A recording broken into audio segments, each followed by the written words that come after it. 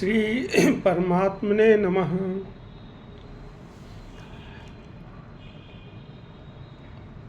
धृतराष्ट्र के मुंह से युद्ध हो रहा है और अर्जुन मुंह में पड़ के कह रहा है कि मैं युद्ध नहीं करूँगा।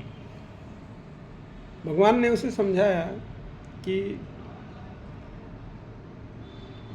तुम जो कारण बताता हो युद्ध न करने के लिए कि मैं अपने गुरुजनों को, श्रेष्ठजनों को, अपने पारिवारिकजनों को युद्ध में क्यों मारूंगा और उनको मार के मुझे क्या लाभ मिलेगा। तो ये कौटुंबिक मोह है, राजस, प्रकृति के राजस गुण के कारण उत्पन्न हुआ है। तो भगवान ने बताया कि भाई ये तुम जो कह रहे हो, जिनको मारने की बात कर रहे हो, वो तो प्रतिक्षण मर ही रहे हैं। मरना उनका स्वभाव है और चूंकि मरना उनका स्वभाव है इसलिए उनकी सत्ता ही नहीं है। तो ना कोई मारने वाला है ना कोई मरने वाला है। जो तुम कह रहे हो कि मैं क्यों मारूं, तो तुम्हारी भी सत्ता नहीं है, तुम भी क्षण प्रतिक्षण मर रहे हो। तो इसलिए ये जो प्रकृति में ये जो उसके प्रकृति के 3 गुणों के कारण ये घटनाएं घट रही हैं, तो उसमें तुम्हारा कोई मतलब वो नहीं है। तुम मारो या न मरो, वो मरना ही है, वो हो ही रहे हैं, उनकी सत्ता नहीं है। और जिसकी सत्ता है आत्मा की, ब्रह्म की, वो कभी मरता नहीं, कभी पैदा नहीं होता। वह जन्मा है, अनादि है, अनंत है, उसको कोई जला नहीं सकता, कोई काट नहीं सकता, कोई सुखा नहीं सकता। वही हमारा तुम्हारा सबका स्वरूप है, वो वही स्वरूप है। फिर वो कहते हैं कि भाई कर्म तुम्हें करना है, क्योंकि बिना कर्म के तो जीवन होता नहीं है। तो जब तुम कर्म करोगे और कर्म में भी ऐसा कर्म करोगे, निष्काम कर्म, मतलब जिस कर्म करने के अधिकार के साथ कर्म करोगे, लेकिन उसके फल भोग में तुम्हारी इच्छा नहीं रहेगी और उस कर्म फल का हेतु भी तुम नहीं बनोगे और तुम्हारी कर्म ना करने में आसक्ति भी नहीं होगी, तब तुम जो है स्थित प्रज्ञ की अवस्था प्राप्त हो जाओगे। तुम्हारी बुद्धि जो है ज्ञान में दृढ़ हो जाएगी, इस ज्ञान में कि ये जो हम सबका एक ही स्वरूप है, इस संसार का जो सच्चिदानंद स्वरूप है, उसमें तुम्हारी स्थिति दृढ़ हो जाएगी और उसके कारण जो है आनंद की प्राप्ति होगी। सुख दुख से की कामना से जो है मन रहित हो जाएगा और वही ब्राह्मी स्थिति है। तो कहते हैं बुद्धि के द्वारा ज्ञान योग में अपनी बुद्धि जो है वो अव्यवसात्मिका हो जाएगी, अनंत बुद्धि नहीं रहेगी कि एक कर्म के बाद दूसरे कर्म का फल, फिर उसका फल, फिर उसका फल। बुद्धि एक परमात्मा परायण हो जाएगी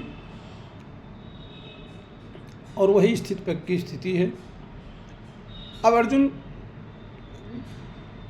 गीता का श्रीमद् गीता भागवत का 3रा अध्याय शुरू होता है और भगवान से अर्जुन प्रश्न करते हैं कि हे जनार्दन, अगर आप कर्म से बुद्धि को श्रेष्ठ मानते हैं, मतलब आप कह रहे हैं कि बुद्धि जो है वो जब श्रेष्ठ मतलब स्थित हो जाती है, जो सात्विका हो जाती है, तो वो जो है वही मतलब आनंद की स्थिति है, वो ब्राह्मी बुद्धि हो जाती है।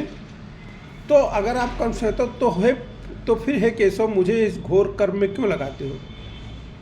आप अपने मिले हुए से वचनों से मेरी बुद्धि को मोहित से कर रहे हैं। एक तरफ तो आप कर्म कह रहे हैं कि मतलब हमारा आपका सबका स्वरूप एक है,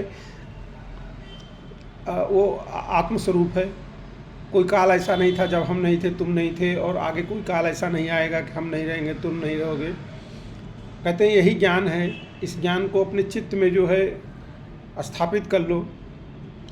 फिर दूसरी ओर कहते हैं कि तुम कर्म करो और कर्म में निष्काम कर्म करो, कर्म करने में अधिकार समझो, फल में अधिकार मत समझो, कर्म फल के हेतु भी बनो, कर्म में तुम्हारी आसक्ति ना हो, मतलब कर्म ना करने में आसक्ति हो जाए, ऐसा भी नहीं होना चाहिए।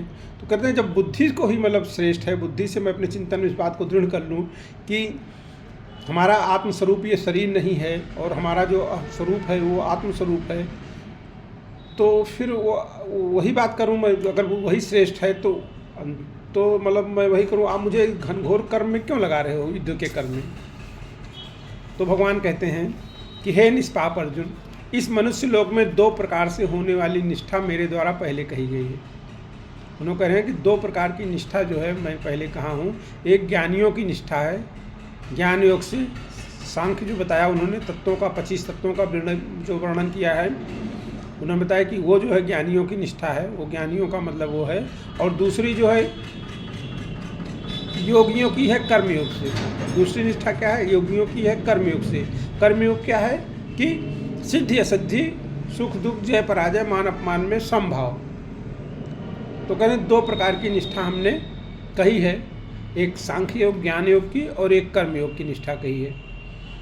फिर आगे भगवान कहते हैं कि मनुष्य ना तो कर्मों का आरंभ किए बिना निष्कर्मता का अनुभव करता है और ना कर्मों के त्याग मात्र से ही सिद्धि को प्राप्त होता है। वो कहते हैं निष्काम कर्म का कब बोध होगा? बोध तो तभी होगा जब तुम कुछ कर्म करोगे ना। अगर तुम कुछ कर्म नहीं करोगे तो निष्काम कर्म का बोध नहीं होगा ना। निष्काम कर्म करोगे, फिर उसके फल में आसक्ति नहीं रखोगे, फिर उस कर्म फल के हेतु भी नहीं बनोगे। तो ऐसा जब करोगे तभी तो तुम मतलब जो है वो निष्काम कर्म में तुम्हारा बोध होगा, तुमको निष्कामता का बोध होगा। जब तक वो करोगे नहीं तब तक कैसे निष्कामता का बोध होगा? और कह रहे हैं कि कर्मों के त्याग से भी और ना कर्मों के त्याग से सिद्धि को प्राप्त करता। अगर तुम कर्मों का त्याग कर दोगे तो भी तुम निष्काम कामता का बोध नहीं प्राप्त कर पाओगे और वो मतलब तुम्हारी सिद्धि का बोध नहीं होगा। वो कहते हैं कोई भी मनुष्य किसी भी अवस्था में क्षण मात्र भी कर्म किए बिना नहीं रह सकता है। कह रहे हैं कोई भी मनुष्य होगा, वो कोई भी अवस्था रहेगी, कुछ ना कुछ तो कर्म करेगा ही ना वो। क्योंकि प्रकृति के परवश हुए सब प्राणियों से प्रकृति जन गुण कर्म करवा ही लेते हैं। जब हम हमने जो है प्रकृति के गुणों को अपना लिया है। जब पुरुष जो है प्रकृति के गुणों को अपना लेता है तो ये जीव शरीर बना। तो कह रहे हैं हमने जब प्रकृति के गुणों को अपना लिया है, उसको अपना मान लिया है, उसमें रह रहे हैं, उसमें स्थित हैं, तो जब तक मतलब कर्म नहीं किए बिना कैसे रह पाएंगे उस प्रकृति में? उस प्रकृति में रहना है तो कर्म करना पड़ेगा कुछ ना कुछ। शरीर को जिंदा है रखना है तो शरीर जिंदा रहेगा तो उसको भोजन चाहिए तो भोजन लेना पड़ेगा कहीं से ना, वायु लेनी पड़ेगी कहीं से ना, जल कहीं से लेना पड़ेगा ना। मतलब कुछ ना कुछ तो कर्म करेंगे ही। जब एक बार प्रकृति में आ गए तो कुछ ना कुछ कर्म करेंगे। जब तक वो ज्ञान दृढ़ नहीं हो जाएगा, जब तक वो बुद्धि वाला ज्ञान दृढ़ नहीं हो जाएगा कि हम आत्मस्वरूप हैं, हमारी केवल आत्मा है, हम ये प्रकृति के गुणों के कारण शरीर मिला हुआ है जो क्षण पर क्षण जो है खत्म मतलब बदल रहा है, खत्म हो रहा है, बदल रहा है, क्षण पर क्षण बदल रहा है, इसकी कोई सत्ता नहीं है। ये सब ज्ञान बुद्धि में चिंतन द्वारा जब तक दृढ़ नहीं हो जाएगा तब तक तो आदमी कर्म करता रहेगा ना। कुछ कर्म उसे करना पड़ेगा ना। बिना कर्म किए तो जिंदा नहीं रह सकता ना, समाप्त हो जाएगा शरीर। तो बुद्धि वो ज्ञान किसको आएगा? कहते हैं जो कर्मेंद्रियों को हठपूर्वक रोककर मन से इंद्रियों के विषयों का चिंतन करते हुए बैठता है वो मूढ़ बुद्धि वाला मनुष्य मिथ्याचारी कहा जाता है। वो कह रहे हैं कि जो कर्म इंद्रियों को मतलब संपूर्ण इंद्रियों को जिसने हठपूर्वक जो है रोक लिया है और मन से लेकिन इंद्रियों के विषयों का चिंतन हो रहा है। अब अगर मान लीजिए आपने हठपूर्वक कर लिया कि मैं उपवास करूँगा, उपवास करके आदमी बैठा हुआ है, लेकिन मन तो जो है चिंतन कर रहा है इंद्रिय भोजन का। क्योंकि भूख लगी है ना, भूख लगी है तो भोजन का चिंतन हो रहा है, प्यास लगी है तो मतलब जो है जल का चिंतन हो रहा है। तो जो मतलब इस तरह हठपूर्वक जो है इंद्रियों से करके बैठ जाता है, मूढ़ बुद्धि वाला होता है, तो उसको जो है मिथ्याचारी कहा जाता है। उसका आचरण जो है मिथ्या कहा जाता है, उसका आचरण जो है मिथ्या कहा जाता है। भगवान कहते हैं परंतु हे अर्जुन, जो मनुष्य मन से इंद्रियों पर नियंत्रण करके आसक्त रहित होकर निष्काम भाव से कर्मेंद्रियों के द्वारा कर्मयोग का आचरण करता वही श्रेष्ठ है। वो कह रहे हैं कि हे अर्जुन, जो मनुष्य मन से इंद्रियों पर नियंत्रण करके आसक्त रहित होकर, मन से इंद्रिय पर नियंत्रण कर लिया, आसक्त रहित होकर निष्काम भाव से वो कर्म कर रहा है। निष्काम भाव से मतलब सिद्धि असिद्धि में, सुख दुख में, जय पराजय में, उसको मान अपमान में कोई मतलब वो नहीं है, समता है वहाँ पे। और कर्म करने का अधिकार है, तो इसलिए उसने कर्म करने को चुना है, कर्म ना करने को नहीं चुना है, कर्म ना करने को नहीं चुना, कर्म करने को चुना है। और उसमें सिद्धि असिद्धि में, जय पराजय में, सुख दुख में, मान अपमान में समता की भावना से कर्मेंद्रियों के द्वारा कर्मयोग का आचरण करता वो श्रेष्ठ है। वो श्रेष्ठ है मतलब कर्म तो करना ही पड़ेगा, कर्म तो करना ही पड़ेगा। वो कहते हैं तू शास्त्र विध से नियत किए हुए कर्तव्य कर्म करो, क्योंकि कर्म ना करने की अपेक्षा कर्म करना श्रेष्ठ है। कर्म ना करना वो श्रेष्ठ नहीं है, कर्म करना श्रेष्ठ है। कर्म ना करने से तेरा शरीर निर्वाह भी सिद्ध नहीं होगा। भगवान ने बात की ना कि शरीर का निर्वाह भी कैसे होगा। नियतम कुरु कर्म त्वम कर्म ज्यायो ही कर्मणः शरीर यात्रा नाते चांते न प्रसिद्धे कर्मणः। वो कह रहे हैं कि अगर तू कर्म करना जो है कर्म ना करने से श्रेष्ठ है, और कर्म ना करने से तेरा शरीर का निर्वाह भी तो नहीं होगा। लेकिन भगवान कह रहे हैं कि नियतम कुरु कर्म तुम, मतलब नियत कर्म करो। अब नियत कर्म क्या कह रहे हैं, शास्त्रों में विहित नियत कर्म करो। मतलब वो कह रहे हैं नियतम कुरु कर्म तुम। क्या नियत कर्म, शास्त्रों में विहित तथा नियत दो प्रकार के कर्मों की आज्ञा दी गई है। विहित कर्म का तात्पर्य है सामान्य रूप से शास्त्रों में बताया हुआ आज्ञा रूपी कर्म, जैसे व्रत, उपवास, उपासना। इन विहित कर्मों को संपूर्ण रूप से करना एक व्यक्ति के लिए कठिन है, परंतु निषिद्ध कर्मों का त्याग करना सुगम है। विहित कर्म को ना कर सकने में उतना दोष नहीं है जितना निषिद्ध कर्म का त्याग करने में लाभ है, जैसे झूठ ना बोलना, चोरी ना करना, हिंसा ना करना। निषिद्ध कर्मों का त्याग होने से विहित कर्म स्वतः होने लगते हैं। नियत कर्म का तात्पर्य है आश्रम, वर्ण, आश्रम और परिस्थिति के अनुसार प्राप्त कर्म। आगे भगवान जाके बता रहे हैं कि 4 वर्ण हैं और 4 आश्रम हैं। तो वो बता रहे हैं कि जैसे भोजन करना, व्यापार करना, मकान बनवाना, मार्ग भूले हुए व्यक्ति को दिखलाना, ये सब प्राप्त कर्तव्य कर्म है। कर्मयोग की दृष्टि से जो वर्ण धर्मानुकूल शास्त्र विहित कर्तव्य कर्म प्राप्त हो जाए, वो चाहे घोर हो या सौम्य हो, नियत कर्म ही है।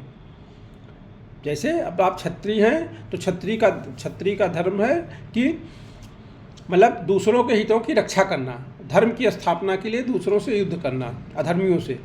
तो वो घोर कर्म है, घोर कर्म है।